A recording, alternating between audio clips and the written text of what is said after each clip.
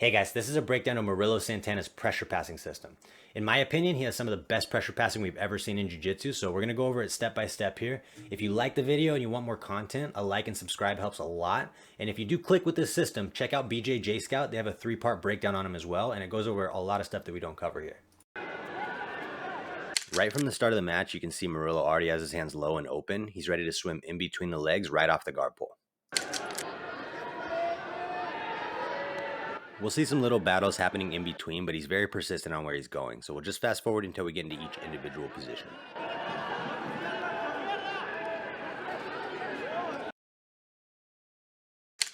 As soon as they hit the ground, the hands are already inside the guard. This is a big, easy target to aim for. It allows him to get directly into his passing system while preventing the person on bottom from setting up guards against him.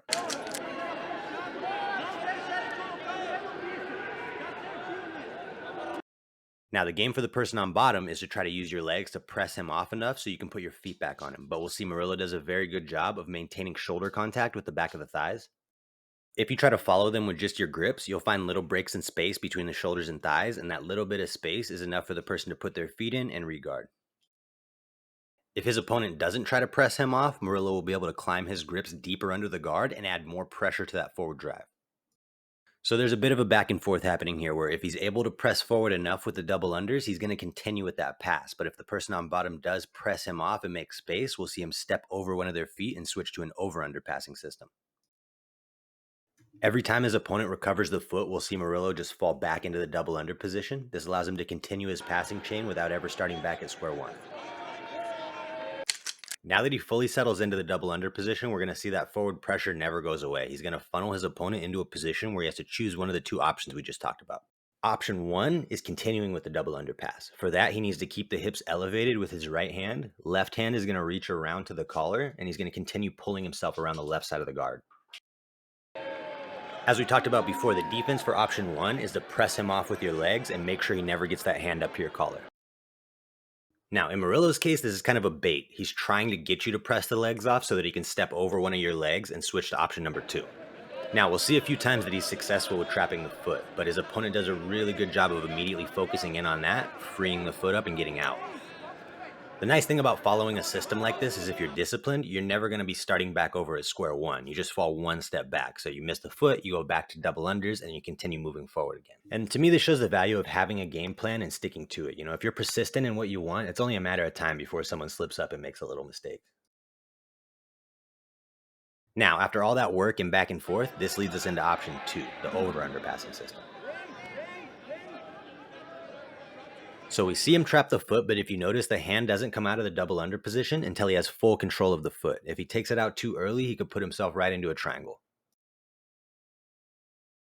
Now that he has the foot trap, the next layer to this system is trapping the knee on that same side.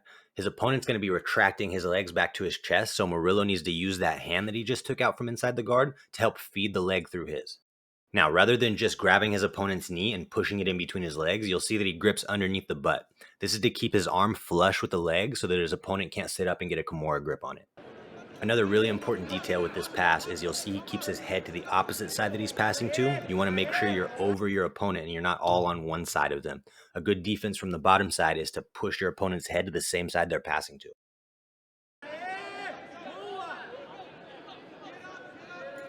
So now that he's cleared the knee on the right side, his next step is to get his left knee out from inside the guard and start advancing over to mount. After he frees his knee up, we'll see him get an underhook on the left side of the guard. This is your basic half guard underhook, but it's also preventing his opponent from pushing his knee back into the guard. Oftentimes when you're this deep into a pass, it's just a waiting game. The opponent maybe has one grip that's preventing you from passing, so you're waiting for their fingers to weaken up a little bit until they finally let go of that grip. Now that the knee's free and he has the underhook, it puts his opponent in a really bad position. His opponent can do damage control, but there's not a good way out of here that's not going to take him through some positions he doesn't want to be in. Murilo already has the underhook, so if the opponent tries to scoot his hips under and attack deep half, he's just going to go to mount. If he tries to scoot his hips out towards us, again, Murilo has the underhook, so he's just going to attack the knee cut. Now we'll see him just settle in, secure the position, and wait till the time runs out.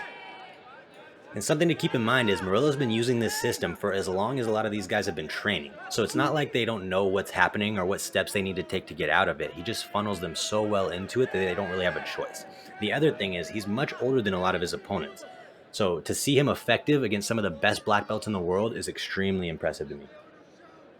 If you made it all the way to the end, thank you so much. I really appreciate it. Remember to like and subscribe if you want to see more content. For now, I'm not really restricting myself to a time frame. I'm just going to make the best video I can make and put it out when it's done. But hopefully the better I get at editing, the quicker I can put out content for you guys.